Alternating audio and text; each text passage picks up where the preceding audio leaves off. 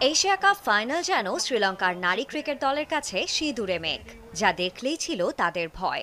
কারণ এর আগে ভারতের কাছে ৫-৫ বার ফাইনালে হেরেছে তারা। সেই ভয়টা আরও বড় হয়েছিল ভারত টস জিতে ব্যাটিং নেবার পর। একমাত্র শেফালি ভার্মা ছাড়া প্রথম ৬ ব্যাটারের সবাই করেছেন ধুমধারাক্কা ব্যাটিং।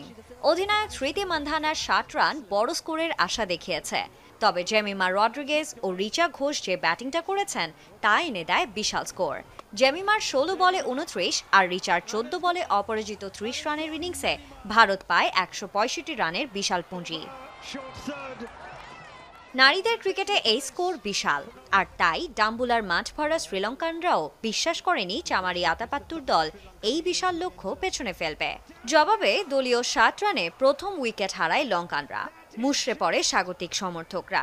দলের হাল ধরেন অধিনায়ক চামারি আতাপাত্তু আর হর্ষিতা সামারা বিক্রমা। ৮৭ রানের দুর্দান্ত জুটি ভাঙে ৬১ রানে আতাপাত্তু আউট হলে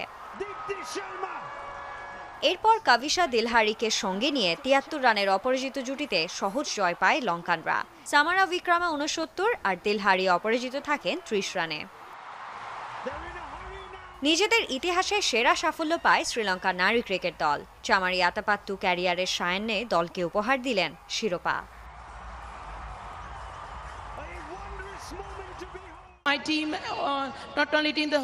এই জয়টা শ্রীলঙ্কার জন্য যতটা দরকার ছিল তার থেকে বেশি গুরুত্বপূর্ণ ছিল আমাদের দলের জন্য। ভবিষ্যৎ প্রজন্মের জন্য অনুপ্রেরণা দিয়ে যেতে চেয়েছিলাম, সেটা পেরেছি। প্লেয়ার অফ দ্য টুর্নামেন্ট হয়েছে, খুব ভালো লাগছে। সবসময় আমাকে দলকে সামনে থেকে নেতৃত্ব দিতে হয়, যতদিন পারবো সেটা করে যাব। সর্বশেষ ধন্যবাদ দিতে চাই হেড কোচ ও কোচিং স্টাফদের, তারা সবসময় আমাদের সাহায্য ও সাহস জুগিয়েছে।